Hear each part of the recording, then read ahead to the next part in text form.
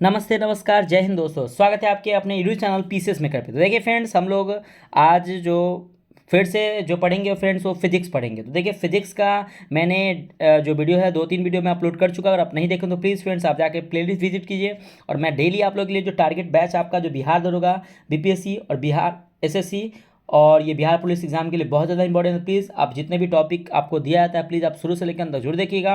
और देखिए फ्रेंड्स, आज जो हमारा डे है वो डे आपका 13 है। इससे पहले मैंने आपको 12 डे अप्रॉक्स अपलोड कर दिया। जब तक आपका एग्जाम होगा तब तक आपका जितने भी स्टैटिक पार्ट्स हो गए, फिजिक्स, केमिस्ट्री, मतलब जो भी साइंस सेगमेंट्स जो हो गए या हिस्ट्री हो गए, या जो भी स्टैटिक पार्ट से जो क्वेश्चन आपके एग्जाम में आते हैं, मैं वो सभी पॉइंट आप लोग के लिए एग्जाम के ओरिएंटेड लेके आऊँगा। तो प्लीज़ फ्रेंड्स आप पीसीएस मेकर चैनल से जुड़ जाइए। और हाँ फ्रेंड्स, आप पर टेलीग्राम नीचे दिए गए डिस्क्रिप्शन बॉक्स में टेलीग्राम की लिंक है, उससे आप ज्वाइन हो जाइए। कोई भी लेटेस्ट इन्फॉर्मेशन हो सबसे पहले आपको टेलीग्राम पे मिल जाएगा। ठीक है फ्रेंड्स, तो प्लीज़ आप वीडियो को शुरू से लेकर अंत तक जरूर देखिएगा। और बायोलॉजी का आप लोग का पूरा कंप्लीट करवा चुके हैं, तो प्लीज़ आप एक बार प्लेलिस्ट विजिट कीजिए और पूरा बायोलॉजी आप देख सकते हैं। ठीक है, तो देखिए, तो यहाँ पे क्वेश्चन है क्या कि वह न्यूनतम वेग जिससे किसी पिंड को पृथ्वी की सतह से ऊपर की ओर फेंके जाने पर घुृवीय क्षेत्र को पार कर जाता है क्या कहलाता है? तो ये प्लायन वेग कहलाता है।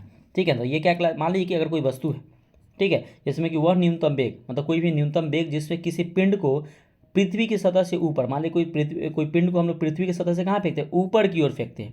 ठीक है, ऊपर की ओर फेंके जाने पर वह घुृवीय क्षेत्र को पार कर जाता है। वो घुृवीय क्षेत्र को क्या कर जाता है? पार कर जाता है। उसे क्या कहते हैं? उसे पलायन वेग कहते हैं। और सबसे इंपॉर्टेंट पॉइंट यहाँ याद रखिएगा कि पृथ्वी का के लिए पलायन वेग का मान कितना है? तो 11.2 किलोमीटर पर सेकेंड।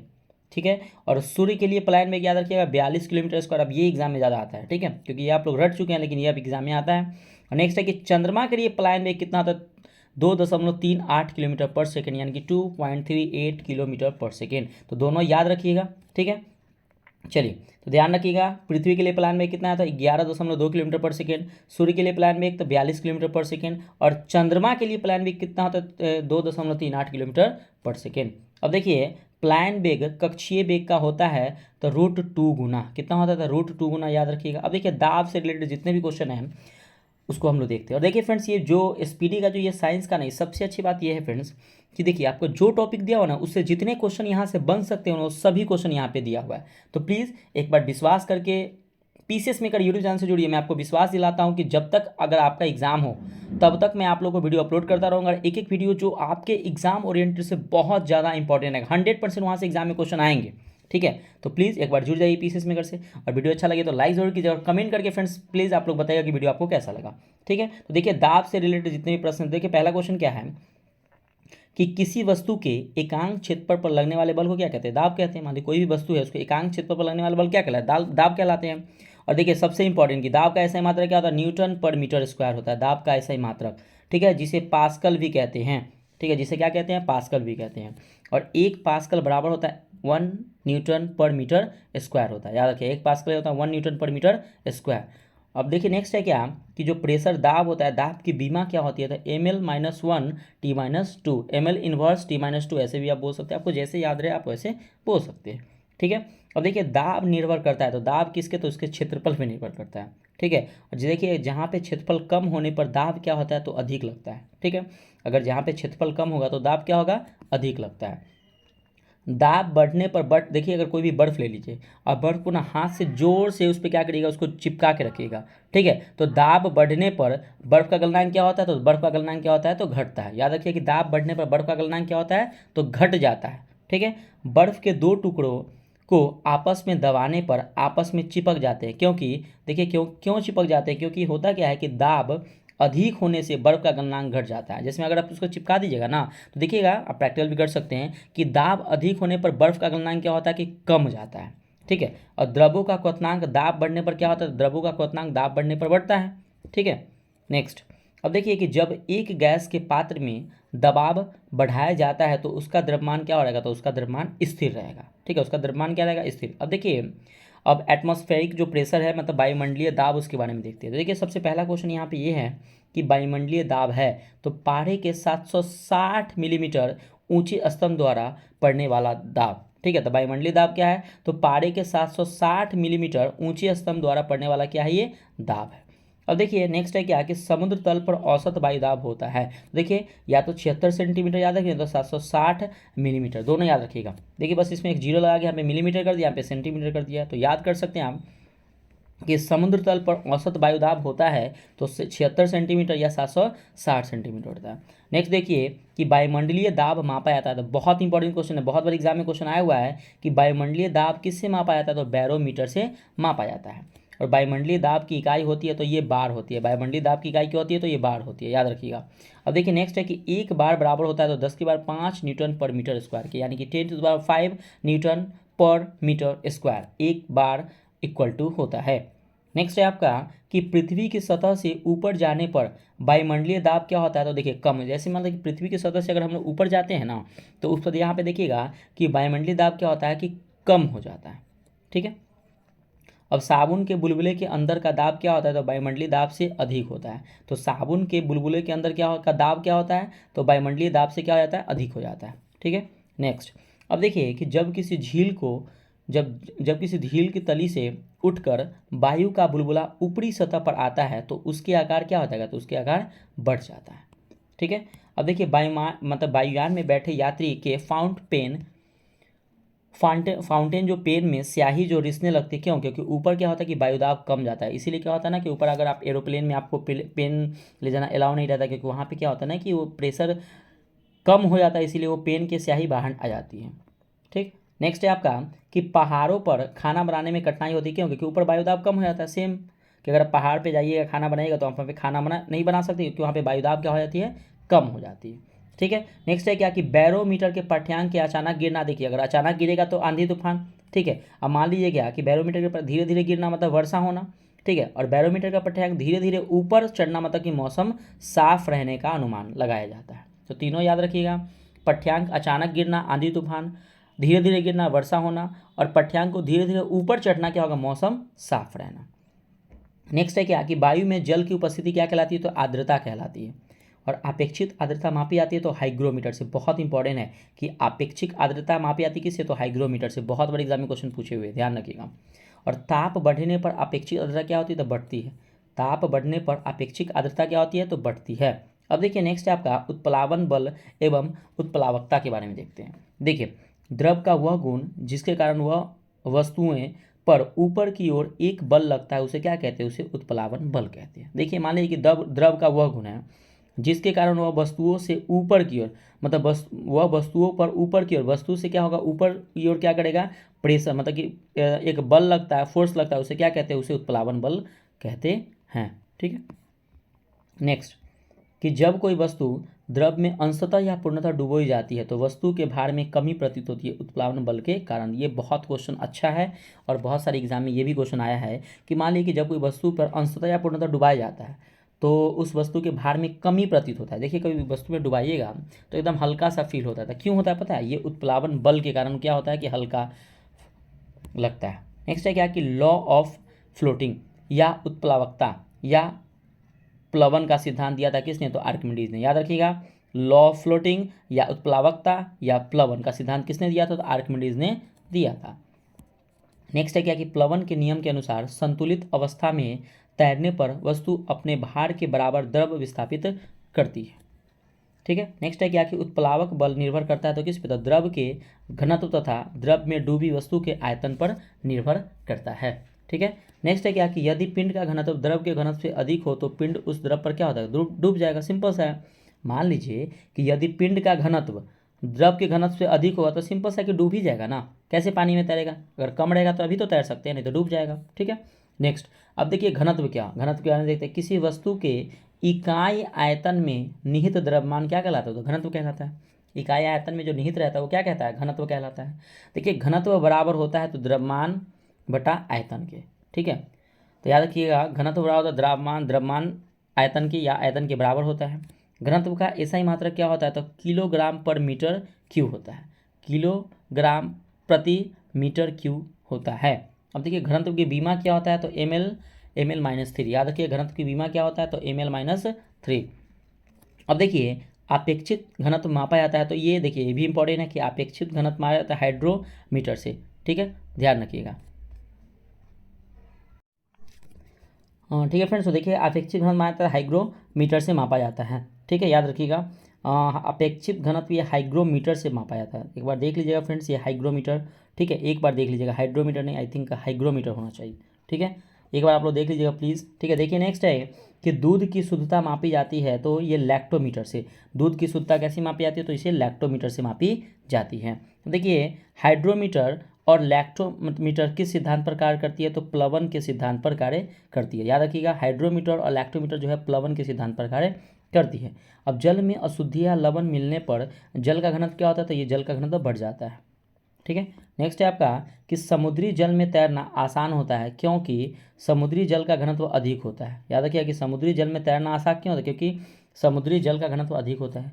देखिए हीरा का अपेक्षित घनत्व और अपवर्तनांक दोनों बहुत इंपॉर्टेंट है। देखिए हीरा का अपेक्षित घनत्व बहुत बार एग्जाम में आया है कि 3.52 होता है और अपवर्तनांक होता है 2.417। याद रखिएगा हीरा का अपेक्षित घनत्व और अपवर्तनांक। नेक्स्ट है क्या कि जब बर्फ शुद्ध जल में तैरती है तो उसका कितना भाग पानी के ऊपर रहता है, तो 1/10 भाग।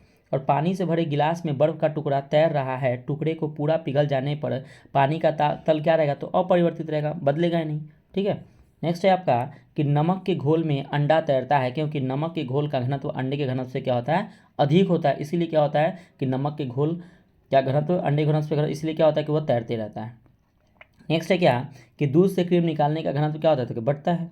जल का घनत्व अधिकतम तथा आयतन न्यूनतम होता है 4 डिग्री सेल्सियस पर। बहुत अच्छा क्वेश्चन है ये कि जल का घनत्व अधिकतम और आयतन न्यूनतम कब होता है, तो 4 डिग्री सेल्सियस पर। किसी वस्तु की मात्रा बदलने पर अपरिवर्तित रहता है तो उसका घनत्व।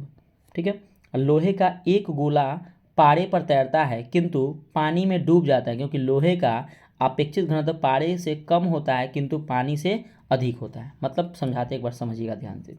और देखिए यहाँ पे क्वेश्चन है क्या कि लोहे का एक गोला पारे में तैरता है। ठीक है, याद रखिएगा, मतलब पारा जो आप समझ रहे हैं ना, जो फिलहाल ये क्या रहता है ना कि थर्मामीटर में जो आप देखते होंगे पारा, वही पारा की बात कर रहे हैं। ठीक है, तो याद रखिएगा कि लोहे का एक गोला पारे में तैरता है किंतु पानी में डूब जाता है। अब देखिए पानी में अब लोहा डालिएगा गोला तो डूब जाएगा, क्योंकि अब देखिए लोहे का जो अपेक्षित घनत्व होता है ना वह पारे से कम होता है, इसीलिए वो तैरता है, और किंतु पानी से अधिक होता है इसलिए डूब जाता है। बस यही रीज़न। ठीक है, देखिए बादल वायुमंडल में तैरता है क्योंकि वह मतलब कि वायु की तुलना में बादलों का घनत्व कम होता है इसीलिए।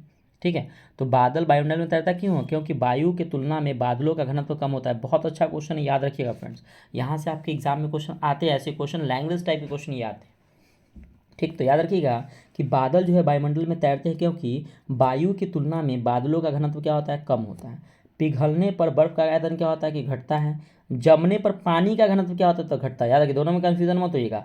मतलब अगर बर्फ को हम लोग पिघलते हैं तो बर्फ का आयतन क्या होता है, घट जाएगा। सिंपल सा है कि आयतन जो रहता है वो घट जाएगा। लेकिन जमने पर पानी का घनत्व क्या होता है, इसका पानी का घनत्व भी घटता है। और जमने पर पानी का आयतन क्या होता है, तो पानी का आयतन बढ़ता है।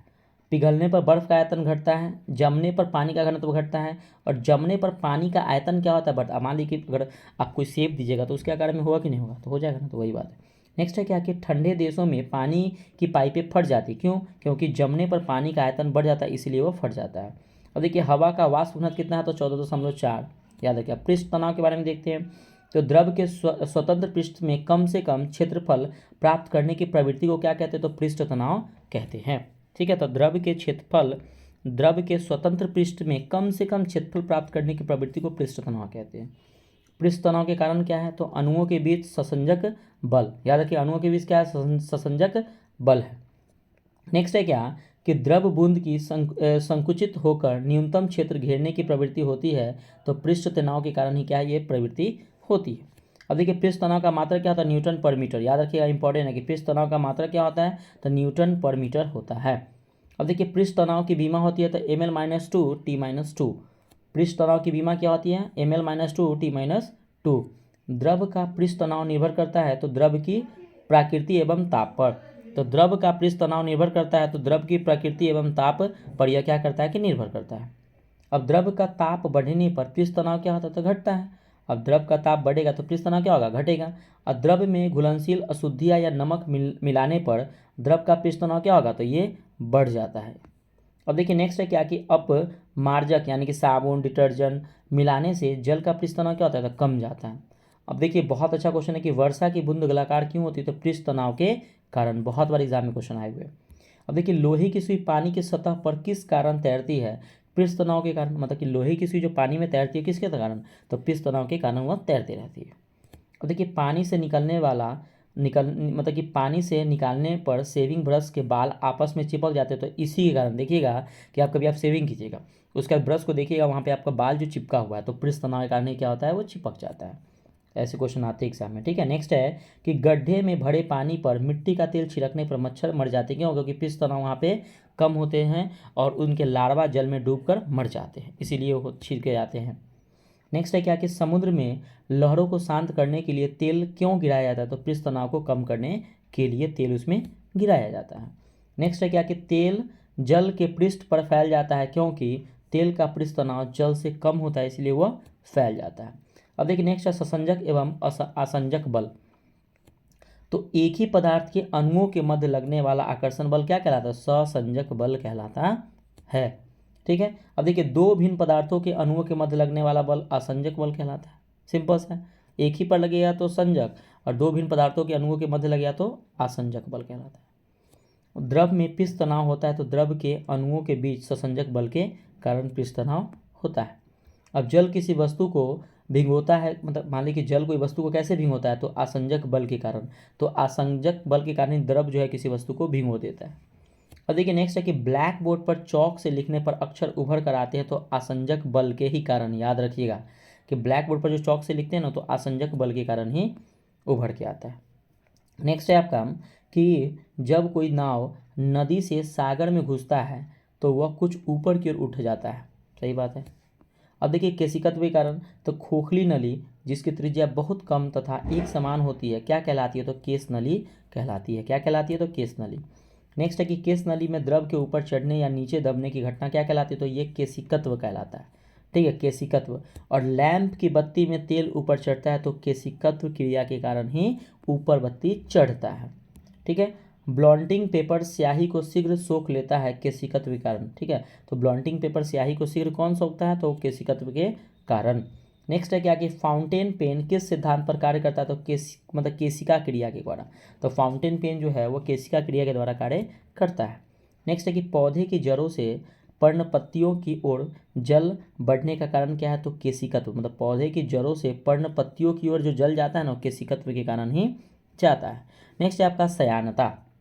देखिए कि द्रव का वह गुण जिसके कारण वह अपनी विभिन्न परतों में होने वाली अपेक्षित गति का विरोध करता है, श्यानता कहलाता है, ठीक है।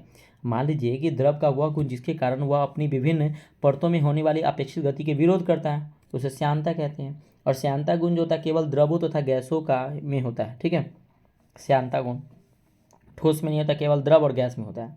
द्रवों की तुलना में गैसों की श्यानता क्या होती है? तो कम होती है। नेक्स्ट याद रखिए कि एक आदर्श तरल की श्यानता क्या होती है? शून्य होती है। ताप बढ़ने पर द्रव की श्यानता घटती है और ताप बढ़ने पर गैस की श्यानता बढ़ती है, याद रखिएगा। ताप बढ़ने पर द्रव की श्यानता क्या होगी? बढ़ेगी, और गैस की श्यानता द्रव की श्यानता घटती है और गैस की श्यानता क्या होती है? बढ़ती है। नेक्स्ट देखिए कि श्यानता का एसआई इकाई बहुत इंपॉर्टेंट है, पॉइज होता है। बहुत इंपॉर्टेंट है कि श्यानता का एसआई यूनिट क्या होता है? तो पॉइज होता है। और श्यानता गुणांक की बीमा क्या होती है? तो ml-1 t-1, ml inverse t inverse, ऐसे ही बोल सकते हैं, ठीक है। चलिए नेक्स्ट कि किसी तरल की श्यानता का मापन किया जाता है तो विस्कोमीटर से। ये भी क्वेश्चन एग्जाम में आया हुआ है कि किसी तरल की श्यानता का मापन किससे किया जाता है? तो विस्कोमीटर से किया जाता है। नेक्स्ट है क्या कि जल से भारी बाल्टी को हिलाकर छोड़ देने पर कुछ समय पश्चात जल अपने आप स्थिर हो जाता है, तो ये श्यानता के कारण ही। आप कोई बाल्टी को जल से हिलाते हैं, हिलाने के बाद पानी देखिएगा कुछ देर के बाद शांत हो जाता है, क्यों? तो श्यानता के कारण। अब देखिए प्रत्यास्थता के बारे में देखते हैं। अब देखिए यहाँ पे पहला क्वेश्चन है क्या कि जब किसी पिंड पर बाहरी बल लगाया जाता है तो उसका आकार और आकृति दोनों ही बदल जाता है। जैसे ही बल हटाया जाता है तो वह अपने पूर्व स्थिति में आने का प्रयास करता है। पिंड का यह गुण क्या कहलाता है? प्रत्यास्था कहलाता है, ठीक है। क्लियर हो गया ना? ध्यान रखिएगा। अब नेक्स्ट है क्या कि एकांक क्षेत्र पर लगने वाला बल क्या कहलाता है? तो ये प्रतिबल। एकांक क्षेत्र पर लगने वाला बल प्रतिबल कहलाता है। और बहुत इंपॉर्टेंट, प्रतिबल का मात्रक कितना बार एग्जाम में क्वेश्चन आया हुआ है? तो न्यूटन पर मीटर स्क्वायर या पास्कल इसको बोलते हैं, ठीक है। न्यूटन मीटर स्क्वायर या पास्कल बोलते हैं। नेक्स्ट है क्या कि प्रतिबल के परिमाण स्वरूप वस्तु के आकार में परिवर्तन क्या कहलाता है? तो विकृति कहलाता है, विकृति। प्रतिबल और विकृति का अनुपात क्या कहलाता है? तो यंग प्रत्यास्थता गुणांक कहलाता है। नेक्स्ट है क्या कि प्रत्यास्थता गुणांक का SI मात्रक क्या होता है? तो न्यूटन पर मीटर स्क्वायर या पास्कल। इसका भी होता है कि प्रत्यास्थता गुणांक का SI मात्रक न्यूटन पर मीटर स्क्वायर या पास्कल होता है। नेक्स्ट है क्या कि सर्वाधिक प्रत्यास्थता पदार्थ है तो क्वार्ट्ज, ठीक है। और हुक के नियम अनुसार प्रत्यास्थता की सीमा में उत्पन्न विकृति उस पर लगाए गए प्रतिबल के अनुक्रमानुपाती होती है। नेक्स्ट है क्या कि हुक का नियम है तो E बराबर होता है प्रतिबल बटा विकृति, ठीक है। हुक का नियम देखिए, कमानीदार तुला किसके सिद्धांत पर कार्य करता है? तो हुक के नियम पर यह कार्य करता है।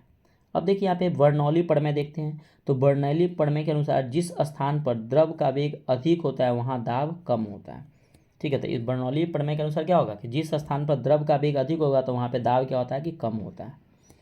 बर्नौली प्रमेय किसके संरक्षण के बारे में बताता है? तो द्रव चालित दाब के बारे में बर्नौली प्रमेय बताता है। बर्नौली प्रमेय के अनुसार गहरा जल शांत बहता है, याद रखिए मतलब बर्नौली प्रमेय के अनुसार क्या होता है कि गहरा जल जो होता है वो शांत बहता है, एकदम शांत, इसी कारण। और आंधी आने पर छप्पर का उड़ना किस सिद्धांत पर आधारित है? तो ये बर्नौली के सिद्धांत पे ही है। मतलब आंधी आने पर जो छप्पर आपका उड़ जाता है ना, बर्नौली के सिद्धांत के कारण ये उड़ जाता है। और आंधी आने पर टीन की छत या छप्पर उड़ जाते क्यों? क्योंकि ऊपर का वायुदाब नीचे की वायुदाब से कम हो जाता है, इसलिए वो उड़ जाता है। नेक्स्ट है कि वायुयान के ऊपर उठने एवं फुहारा कार्य करता है तो बर्नौली के सिद्धांत पर कार्य करता है। नेक्स्ट है क्या कि सेंट स्प्रे आधारित है तो बर्नौली सिद्धांत पर। बुनसेन बर्नर किस सिद्धांत पर कार्य करता है? तो बर्नौली के सिद्धांत पर कार्य करता है। द्रव के प्रवाह की दर को मापा जाता है तो वेंचुरी मीटर से। तो द्रव की प्रवाह को किससे मापा जाता है? तो वेंचुरी मीटर से मापा जाता है।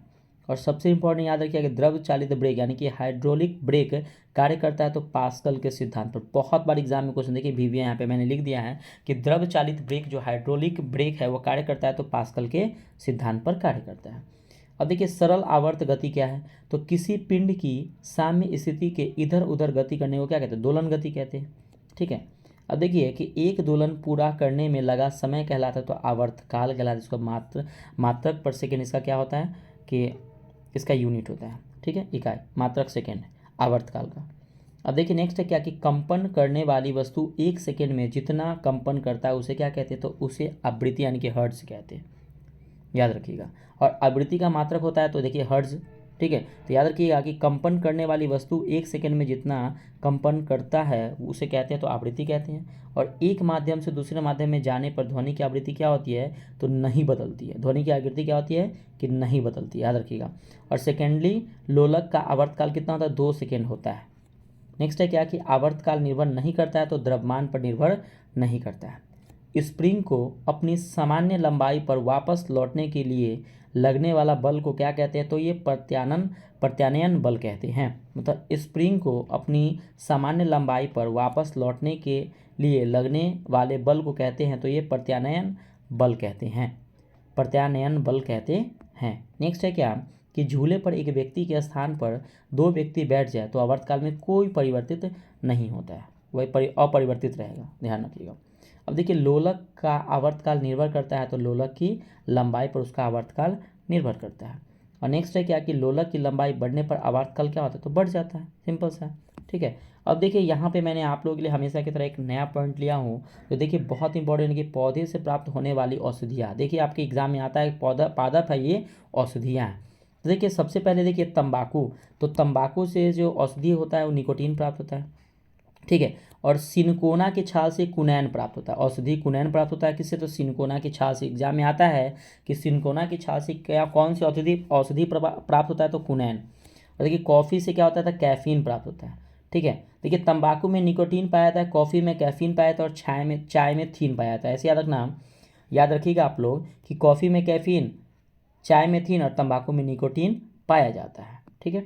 अब देखिए नेक्स्ट है क्या कि अफीम। देखिए हीरोइन, मार्फिन और कोडीन ये अफीम में पाया जाता है। और देखिए विलो से कौन सी औषधि प्राप्त होती है? तो एस्पिरिन। विलो से याद रखिए, विलो से एस्पिरिन, विलो से एस्पिरिन। देखिए सर्पगंधा से एंटीपायरेटिक, सर्पगंधा से एंटीपायरेटिक प्राप्त होती है। नेक्स्ट देखिएगा कि कवक से होता है पेनिसिलिन। कवक से कौन से औषधि मिलती है? तो पेनिसिलिन, कवक से पेनिसिलिन। देखिए वाल्डोना, वाल्डोना से क्या कौन सी औषधि प्राप्त होती है, तो एट्रोपिन या इसको बोलते हैं दर्द निवारक। देखिए वाल्डोना से एट्रोपिन दर्द निवारक औषधि प्राप्त होती है। और अकवन से होते हैं कोकीन, अकवन से कोकीन प्राप्त होती है। ठीक है, अब देखिए एक यहाँ पे एक और इम्पॉर्टेंट यहाँ पे दिया गया है कि प्रमुख अम्लों के प्राकृतिक स्रोत। देखिए फ्रेंड्स, मैं 2-3 टॉपिक मैं इसलिए लेता हूँ क्योंकि आपका एग्जाम जल्दी है, तो बहुत सारा टॉपिक है, तो इतना सारा टॉपिक मैं देखिए फ्रेंड्स आप लोग कमेंट कीजिएगा। मैं आप लोगों के लिए ना जितने भी आपके बिहार एसआई में जितने भी टॉपिक आपके एग्जाम में कौन कौन से टॉपिक आ सकते हैं, कहाँ से आ सकते हैं, वो मैं सभी टॉपिक को एक जगह अच्छे से नोट को लिख दिया हूँ। तो प्लीज़ फ्रेंड्स आप लोग कमेंट करके इस वीडियो में बताइएगा। अगर आप लोग को चाहिए तो प्लीज़ कमेंट कीजिएगा। मैं हो सके तो मैं आपको टेलीग्राम ज्वाइन हो जाइए, मैं उस पर आपको भेज दूंगा। जितने भी टॉपिक जो आपके जहाँ से सबसे ज़्यादा वेटेज होता है क्वेश्चन का, मैं उस सभी टॉपिक को अपने हैंड राइटिंग नोट से उसको लिखा हूँ। मैं सब देख के पहले एनालिसिस करके कहाँ से क्वेश्चन कितना आ सकता है। तो प्लीज़ आपको चाहिए तो कमेंट करके बताइएगा। और हाँ, टेलीग्राम जिसको चाहिए वो कमेंट जरूर कीजिएगा और टेलीग्राम से ज्वाइन हो जाएगा, मैं आपको टेलीग्राम पे भेज दूंगा। प्लीज़ आप देख लीजिए, बहुत अच्छा पॉइंट है वो सब। ठीक है, तो चलिए देखिए। अब देखिए नेक्स्ट है क्या कि प्रमुख अम्लों के प्राकृतिक स्रोत। देखिए कितना इंपॉर्टेंट है, कोई भी किसी भी एग्जाम में आते हैं कि इसके स्रोत क्या है। देखिए फॉर्मिक अम्ल में क्या होता है, तो देखिए लाल चींटियाँ में और बिच्छू के डंक में, ये देखिए बिच्छू के, कभी आपको बिच्छू काटे है क्या, तो बिच्छू के डंक और लाल चींटियाँ में देखिएगा फॉर्मिक अम्ल पाया जाता है। अब देखिए एगो साइट्रिक अम्ल है और एक एसिटिक अम्ल है, कन्फ्यूजन मत होइएगा। देखिए यहाँ पे साइट्रिक अम्ल जो है वो खट्टे फल और नींबू संतरा में पाया जाता है, लेकिन एसिटिक अम्ल जो है वो फलों के रसों में और सिरका में पाया जाता है। याद रखिएगा मैंने क्या बताया, साइट्रिक अम्ल जो होता है खट्टे फलों नींबू संतरा में पाया जाता है। कौन सा अम्ल, तो साइट्रिक अम्ल पाया जाता है। अब देखिए बेंजोइक अम्ल जो होता है घास पत्ते मूत्र में, ये बेंजोइक अम्ल पाया जाता है। बहुत इंपॉर्टेंट है, क्वेश्चन आया कि घास में कौन सा अम्ल होता है, तो बेंजोइक अम्ल होता है। पत्ते में बेंजोइक अम्ल और मूत्र में बेंजोइक अम्ल पाया जाता है। देखिए ऑक्जेलिक अम्ल, देखिए सरसों के मतलब सॉरी सारेल का वृक्ष और टमाटर में ऑक्जेलिक। देखिए टमाटर आप सुने होंगे, लेकिन सारेल का वृक्ष याद रखिएगा कि सारेल का वृक्ष में ऑक्जेलिक अम्ल पाया जाता है और टमाटर में भी ऑक्जेलिक अम्ल पाया जाता है। अब देखिए यहाँ पे आ गया एसिटिक अम्ल, तो देखिए फलों के रस और सिरका में क्या पाया था, तो एसिटिक, मैंने आपको बताया ना एसिटिक।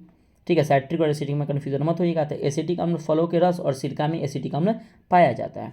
नेक्स्ट देखिए, नेक्स्ट आपका है क्या कि फिटकरी व सोरा, फिटकरी या सोरा में नाइट्रिक अम्ल पाया जाता है। फिटकरी व सोरा में नाइट्रिक अम्ल पाया जाता है। हरा कशिश में देखिए सल्फ्यूरिक अम्ल, हरा कशिश में सल्फ्यूरिक अम्ल पाया जाता है। देखिए इमली में और अंगूर में टार्टेरिक अम्ल पाया जाता है। इमली और अंगूर में कौन सा अम्ल पाया जाता है, टार्टेरिक अम्ल पाया जाता है। दूध में लैक्टिक अम्ल, दूध में लैक्टिन अम्ल। प्रोटीन में अमीनो अम्ल, प्रोटीन में कौन सा अम्ल होता है, तो अमीनो अम्ल होता है। अब देखिए पाचन रस, ये हाइड्रोक्लोरिक, ये हाइड्रोक्लोरिक में कौन सा रस होता है, पाचक रस पाया जाता है। मौलिक अम्ल कच्चे सेब या फल में क्या पाया जाता है, तो मौलिक अम्ल, कच्चे सेब या फल में मौलिक अम्ल पाया जाता है। ठीक है, और देखिए चाय में टैनिक अम्ल होता है, चाय में कौन सा टैनिक अम्ल होता है, और मूत्र में यूरिया अम्ल पाया जाता है। तो ठीक है फ्रेंड्स, तो प्लीज़ वीडियो कैसा लगा कमेंट करके ज़रूर बताइएगा। और हाँ फ्रेंड्स, मैं आप लोगों के लिए डेली एक वीडियो अपलोड करता हूँ, तो प्लीज़ आप पीसीएस मेकर यूट्यूब चैनल पर अगर फर्स्ट टाइम वीडियो को देख रहे हो तो प्लीज़ फ्रेंड्स सब्सक्राइब कर लीजिए। और हाँ कमेंट करके बताइएगा कि आपको बिहार एसआई का जो इंपॉर्टेंट टॉपिक है वो अगर आप चाहिए तो प्लीज़ कमेंट कीजिएगा, मैं आपको ग्रुप में भेज दूँगा। ठीक है फ्रेंड्स, तो वीडियो को लाइक ज़रूर कीजिएगा